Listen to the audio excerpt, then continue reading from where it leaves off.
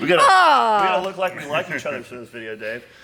So, what are we talking about today? 2021, we lost John Meadows. All right, hi everybody, John Meadows here. It shook the fitness industry. It shook a lot of people's lives. And it's not just John the bodybuilder, it's John the person. Mm-hmm. And I first trained with him in 2017, had a session with him, and it was the first time I met him. I remember the first time I saw him, I was like, first thing I noticed about the guy was the size of his calves. I was like, what the f*** is this? He's like wearing a Hawaiian shirt. He's like really laid back and cool.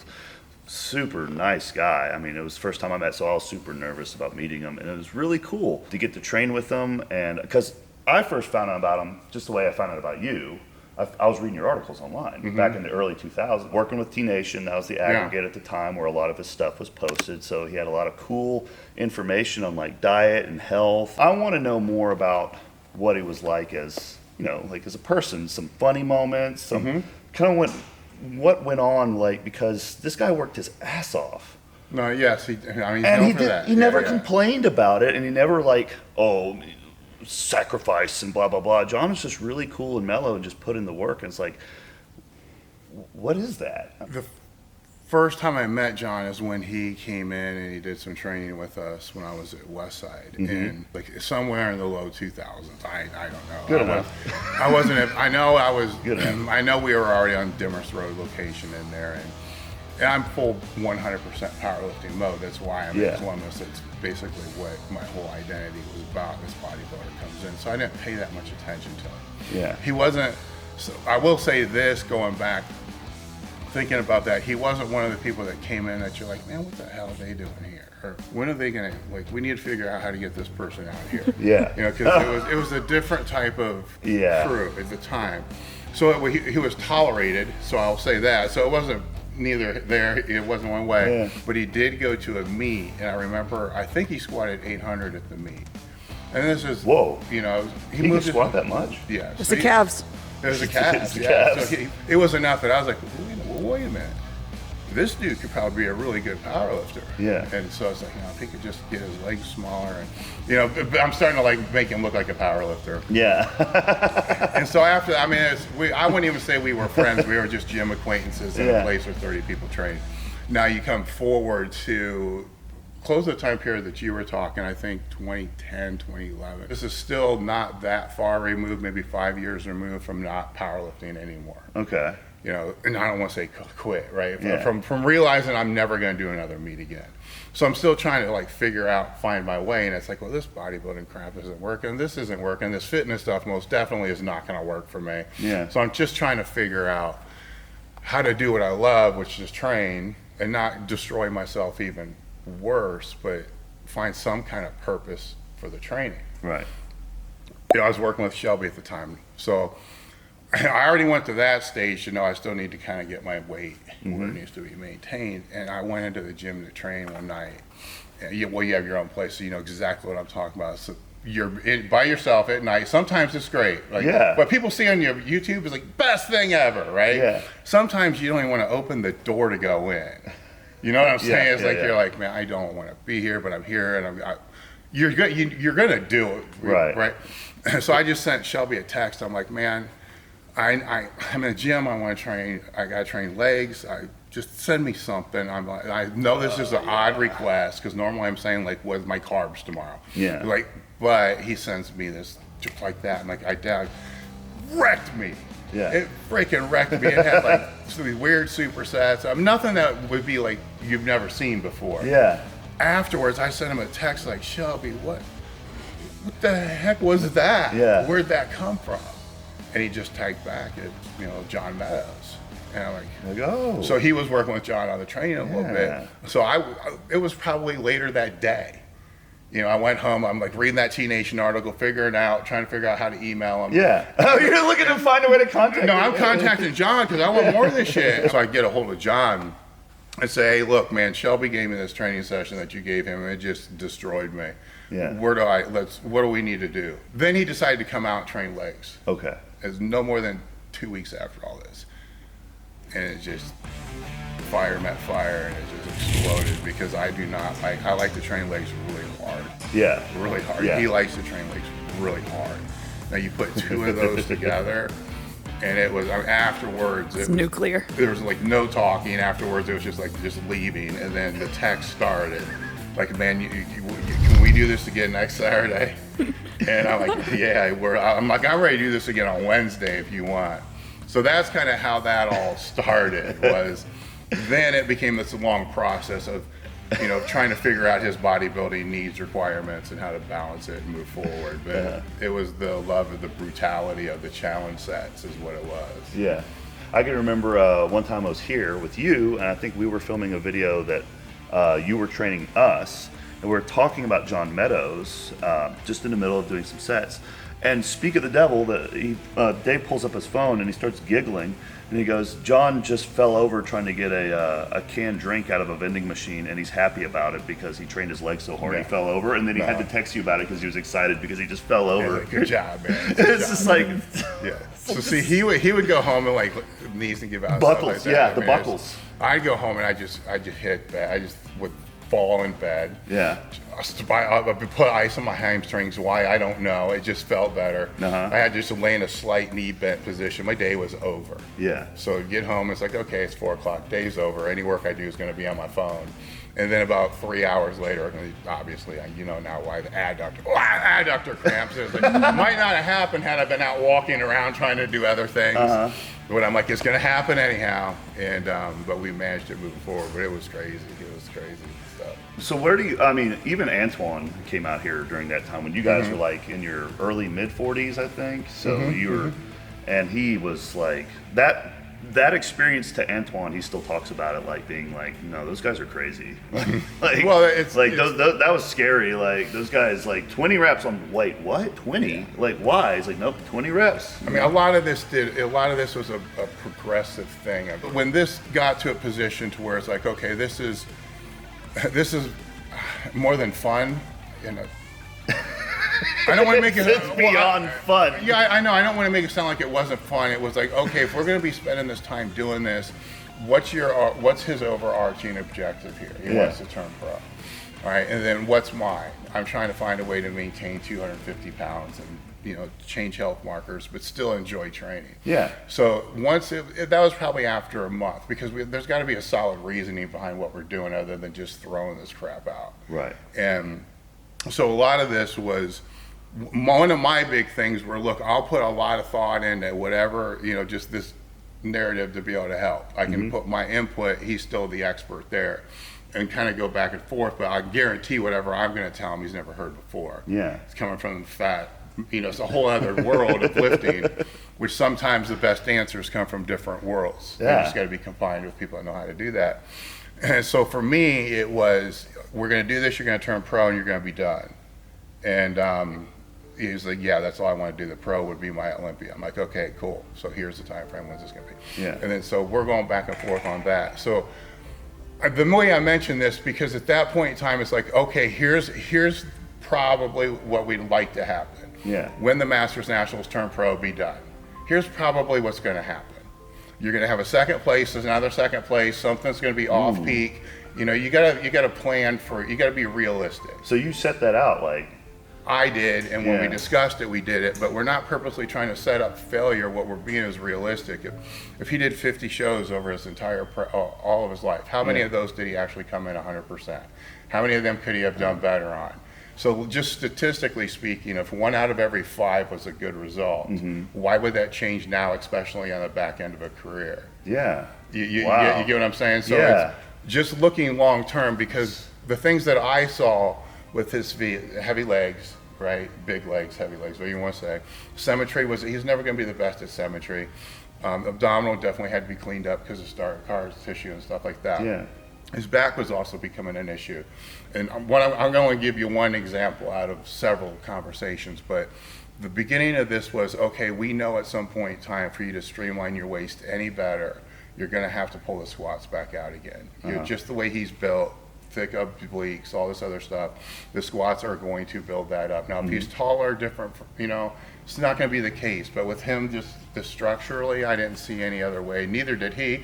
And that's also verified by, do your waist get bigger every time? Yeah.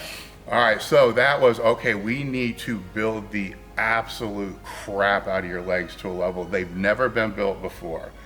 because when we start pulling back off of it and that begins to atrophy from pulling the squats, they're still going to be where they should have been the whole time. Yeah. You see what I'm saying? So Yeah. some people just pull it out and they go from, say, let's just say a 30-inch quad, which That's big. it's not, it's a big, I mean, right? I think it's big. It's big, right? So, but it may be symmetrical, it may not be symmetrical. Yeah. But we don't want to go from 30 to 27.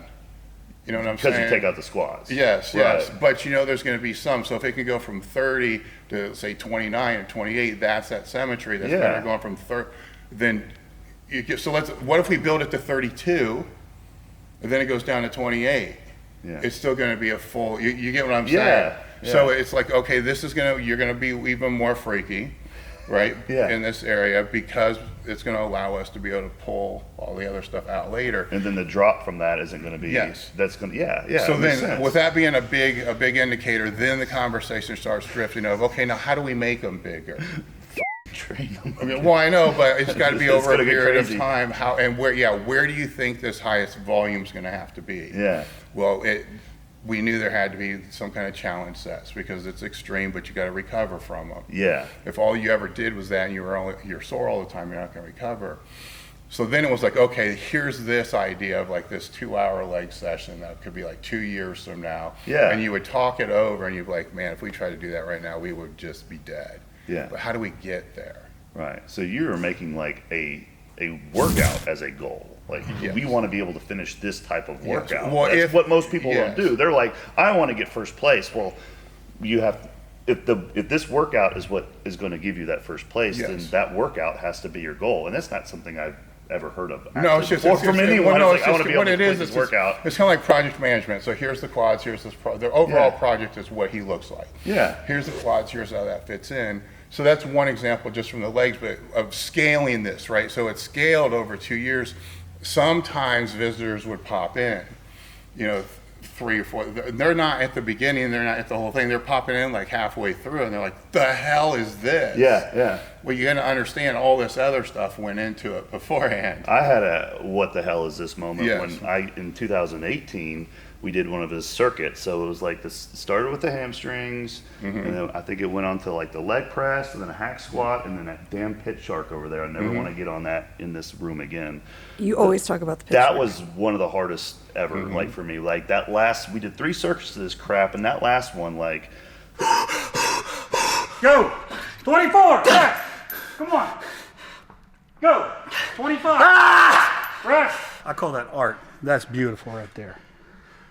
That's digging down and finding out if you have a soul. that just, ugh.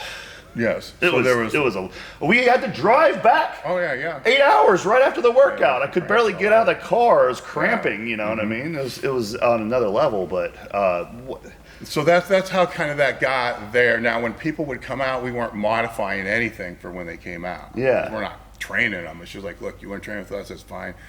Do whatever you want to do, but we're not changing what we're going to do. Yeah. And the other part of this is it's so brutal because you've done things like that you can't focus on who the other person is either. I can focus on John to make sure he's not going to die, and vice versa. Yeah. But that third wheel is kind of just like hanging out. So if I take somebody through something like that, I can watch. Are you breathing right? Are the eyes Yeah. rolling in the back of your head? These people that were coming out as visitors weren't being watched by anybody. I So gotcha. put that in there too.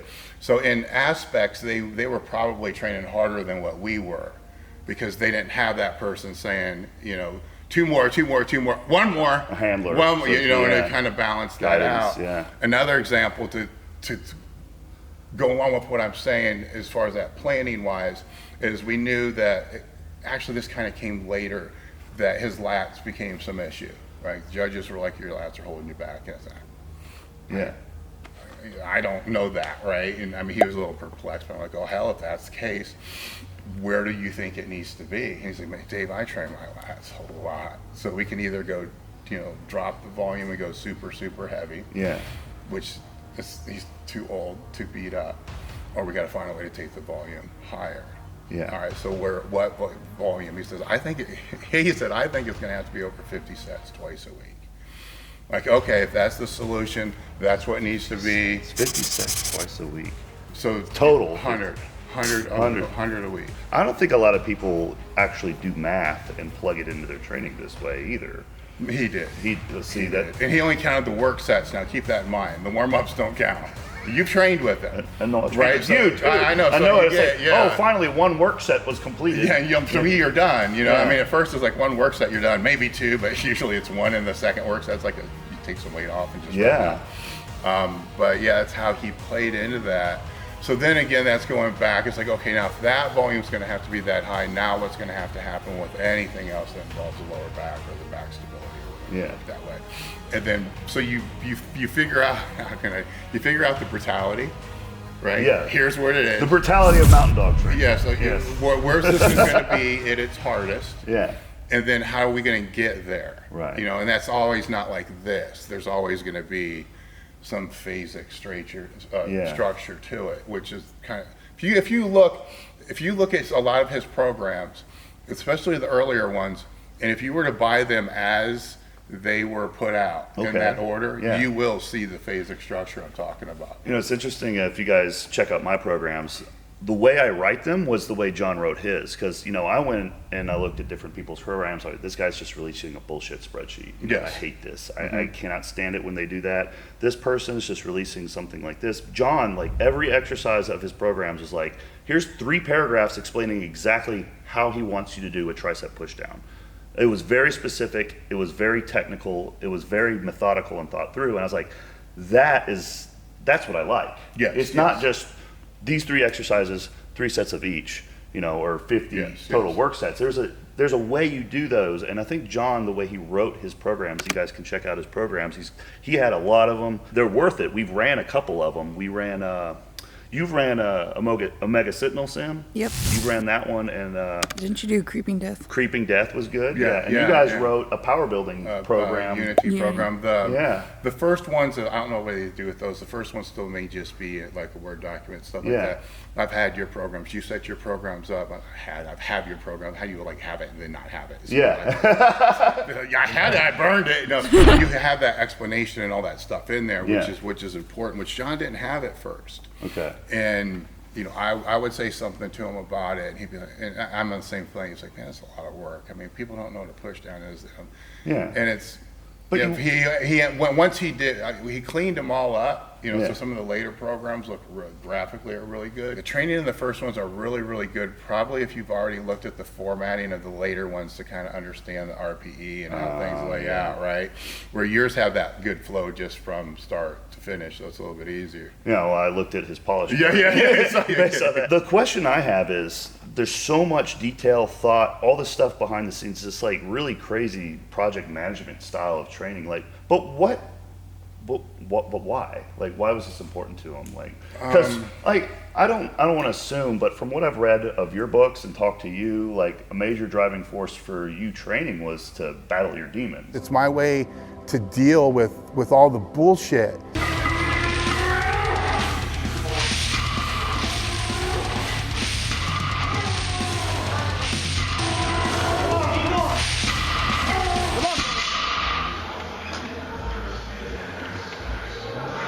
Right? Yes. You were bullied as a kid. Yes. Yeah. So Dave's written 2 books at least Yeah. In hard print. I've read those, and I understand your background. Well, why was John like?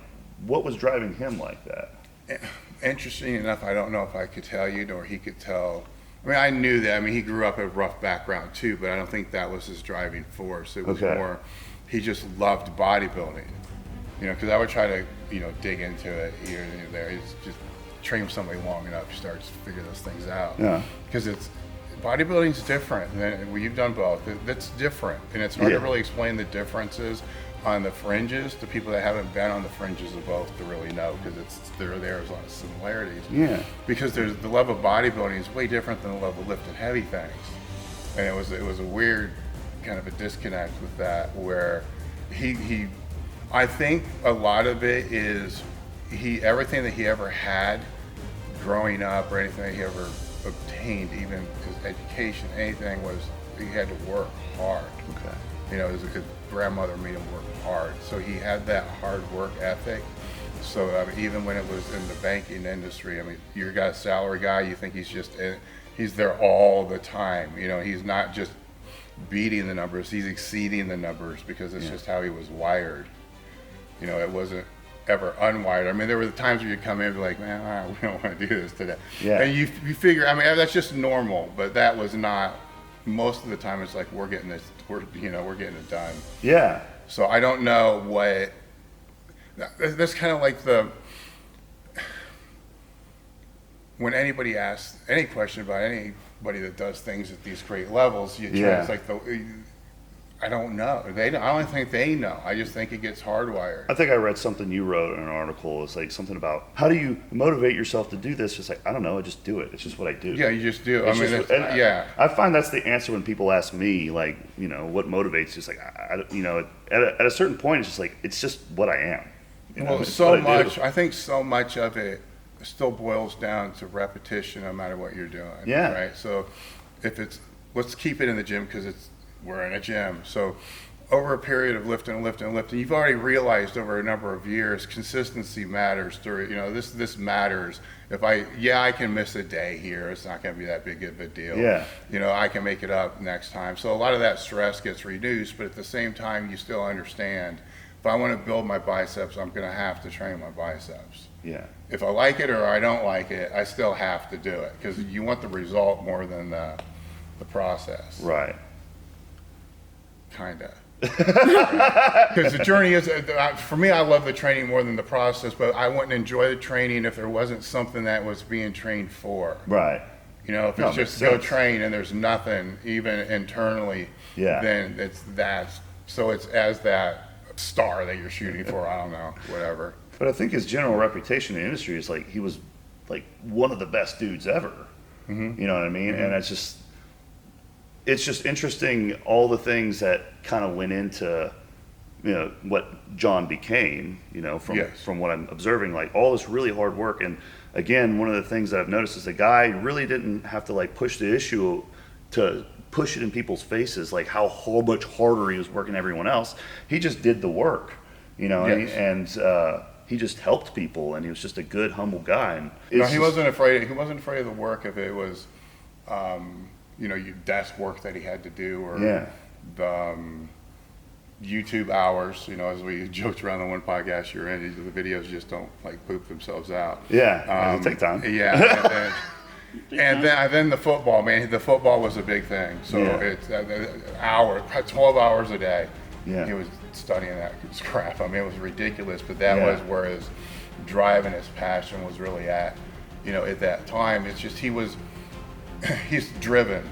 Yeah. Right? There's certain people that just are driven in ways that are just different than other people. And I don't know if that's something that, yes, it's got to be teachable. It has to be teachable. But in some people, it's just different than it is in others. And in him, it was at a different level. So when he would go into these other ventures, say football, right? So he goes into football just to be an assistant coach with his kid. 3 years later, he's pushing in, you know, I think he had a job in the middle school. Yeah. And then he's like, man, I want to do this at a high school level. I want, you know, you see what's going on there, right? So it goes from there to there. In the banking industry, that's just ingrained in there. You know, so it wasn't just the work ethic, it's the work ethic, but then making sure enough of that work ethic is doing the right things. Yeah. Right? Because that statement it's not how hard you work, it's how smart you work. That's true in a way, but you got to do a lot of hard work to figure out what parts are smart. True, yeah. Right, but after a long period of time, so with the bodybuilding and the conversation we have about there, when we have that, how do you push the volume of this, how to push the volume of that, you know, when we have those conversations, we got so much information on both sides just from the dumb work. Right. You know, the non-smart work, the overtraining work, the doing too much and all that. But when it comes time to find that answer, that pool is an ocean instead of somebody's pond in a backyard. Yeah. You know, so the only way you can actually work smart is to work dumb. Lot, you know, work a lot and do some dumb work too. Yeah, of course, because you don't want to repeat the dumb stuff. No. Sam, you want some funny stories? I want funny stories. Well, you talk about dumb training stuff. Okay. No, you got a cattle prodder. Okay. You have a zapper or something. I don't know. Well, let me grab my over if we're going to go down this road. So we got Okay. the cattle prod. That whole thing started because John, I don't know if he was joking or not joking. We were screwing around in the gym. As Yeah, you normally do. yeah. And he said, you know what we need to do on these squats when we're doing the strip sets of squats? Because breathing becomes an issue and all these other things are an issue. And if you use ammonia, it just makes it worse because you can't breathe, you know? And he's like, we need something better. We need to like just tase. He's like, we should do a squat and then just as soon as we get done with the squat, just hold on the bar so that make sure the box is there and just shoot each other with a taser because that muscle contraction is going to be at a whole nother level, especially with that big bump. And so I don't know. I assume he's joking around, but like, are you serious? And he's like, yeah, I'm serious. And I'm like, I think I can find one. So I start looking this up. Okay. And I start doing a Google search and like, okay, what's the difference between a taser and a cattle prod? Yeah. And I said, no, this taser shit, this is not for me, man. Hit me, Chuck!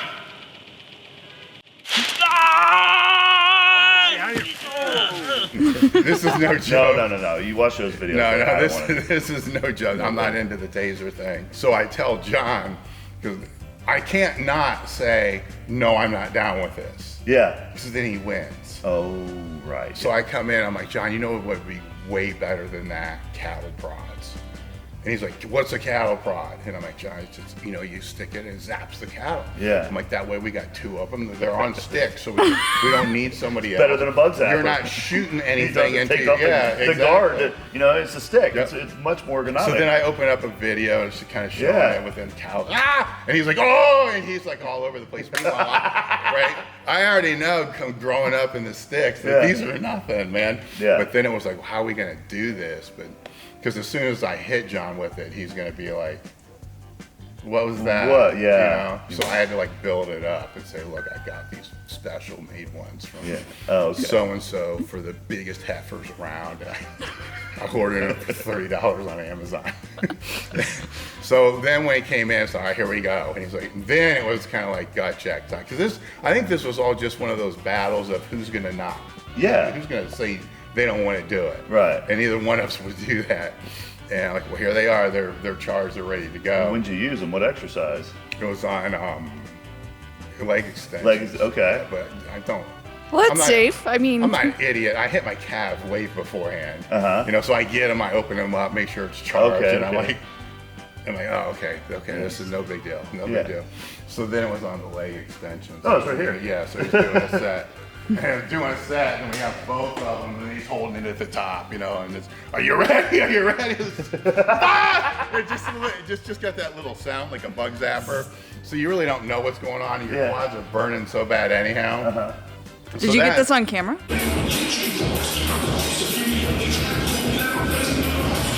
Now we had one with the lats. Somebody came out. Maybe it was Fuad. Somebody came out. We were doing them seal rows, and then we zapped them with cattle prods for the seal rows. But it doesn't really hurt. It's just nobody knows what to expect, and they hear that little bug zapper sound, and it freaks them out. And they go. That was how that started. It started as something that could have been really bad, like a drop set of squats from 315, 225, 135, standing there in position, and then boom, just getting zapped in the ass. Knock someone off their feet. Yeah, you would think so. That's where I saw it going. It's like I have to pivot this to the cattle prod. So that's where the cattle prods came in. So this video comes with a disclaimer. You aren't recommending cattle prods and training. No, not at all. No. What about you, John? We did these Ultimate Warrior videos. That was all him. He was just like, I'm going to wear the Ultimate Warrior mask and pop out and hit you with a chair. I'm like, okay, sure, I'll do it. I want my kids to watch because it's funny. I'm like, okay, yeah. So he kept wanting to do that. It was funny. Every time we met, he'd open his gym bag up and he'd kind of give me a look. Be like, there's the mask in the bag, just kind of showing me like, hey, you want to do this later? He wanted to do another one and another one. So for a series of time, and I think in 2019 or something, he was posting these Ultimate Warrior videos where he'd come in here and he'd slam someone with a chair. Oh, yeah. It was this thing for a little bit.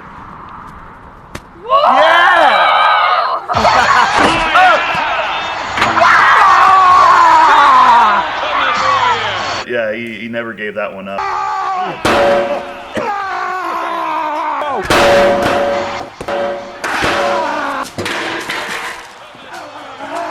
He wasn't going to give it up either. Oh, he loved it. When you came out the last time, I think he did one of those. Yep. And I talked to him afterwards. I'm like, John, I thought you put that away. No. He's like, no, man. Anytime I have the chance. You know? To beat someone with a chair. We could talk about John for a long time. He's just, gosh, it's crazy, man. The number of stories you probably have that you could just go on and on about, and you know, just he left such a huge impression on me. Just all these different things. And I remember when he passed, the internet came out, and everyone was like posting, like, dude, like, I went through my day, and there's like 3 or 4 things that I just was doing. I didn't even realize I got that from John. Whether it was cream or rice, whether it was this exercise, whether it was, you know, this or that, or whether it was eating this food or thinking this way or this thought. I was like, it was crazy. I was like, the number of things that I got from him it affected every day of my life. So, I mean, it really affected a lot of people.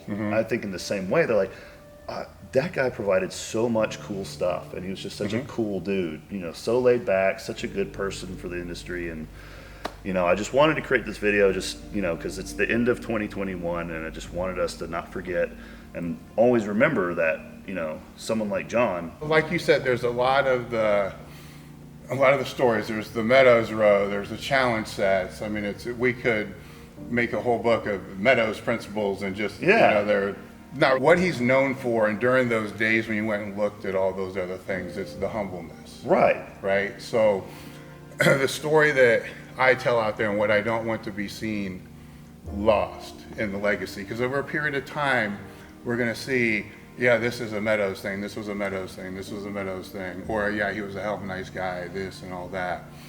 There's a transformation that everybody has, you know, in their lives, you know, from teenager to 20s, and you know, there's just a maturity factor that comes along. And with meatheads, bodybuilders, powerlifters, all that other kind of stuff, you know, there's a certain mentality that's kind of absorbed in all that, and identities per se that gets absorbed in all that. And when one of the things I said earlier in this series or video, however it comes out, was that John it's not all about just, you know, the training. Yeah. There are all these other variables, and even think about all these other variables and plan out all those other variables, and, you know, have those strategies and all that were in line with that. So it was a high priority, you know, for him. So the thing that people value him for the most is this guy battled his ass off for his pro card. Yeah. Okay? But nobody saw that journey. Most people didn't see that. Like his wife did. People real close to him, they saw that journey. I didn't even see the journey. Nobody saw the journey. The journey that people saw from John was a couple of years before he turned pro. You know, he started right for T-Nation. He got a little bit more popular on muscular development. He was actually more popular than most of the pros. Yeah. All right. And then they see him turn pro, which everybody's like, hell yeah, that's great. I mean, it is awesome. I mean, we tried so many times to be able to do that. And that's kind of the story. But if you look at what his physique was like in 2010, 2011, even a little bit earlier, and you compare that to what his physique was like when he retired, we're not talking huge differences. Yeah. We are definitely talking about some shape differences and, you know, where he's putting, but we're not talking, when you're talking on my scale of shit, suck, good, great, you're not talking about a huge significant. Yeah. He got a little bit better as a bodybuilder, right? But over that period of time, with that other level, what people don't see, what people see is what I see, is him getting 2% better in one quality. Right? That's what I see. That's the part that I see from that side. On the other side, you're talking about a man that's known for being humble, right? Spiritual. That in 2010, 2011, I'm having conversations with where he would tell me, you know, I think that Mary would be better off with somebody closer to the church. Mary would be better off with somebody closer to the Lord. Mary would be better off with the church-type people. Yeah. So that wasn't him. He believed in God, but he was not that church-like person. Yeah. Okay? And I'm not making this a big faith preaching moment here. What I'm telling you is, and this isn't me. I went back to him and said, then why don't you just be that person? Didn't you commit you were going to do that when you got married in the first place? So why not just be that? Okay? And then he did that. Most people, if they do that, they'll do it just for their wife or to save the relationship, which he did. He didn't die that way. Yeah. 4 or 5 years ago, anybody close to him knows exactly where his faith was and where it came from and all that. Now, when I think of John and when I think of his legacy and what his greatest teachable moment is, it's not that 2%. Yeah. It's that fucking 80% that I saw that allowed all of us to be able to sit here and say, you know what, believe whatever you want. Yeah. He's in a good place right now. Right. To me, that's the biggest teachable moment from John Meadows.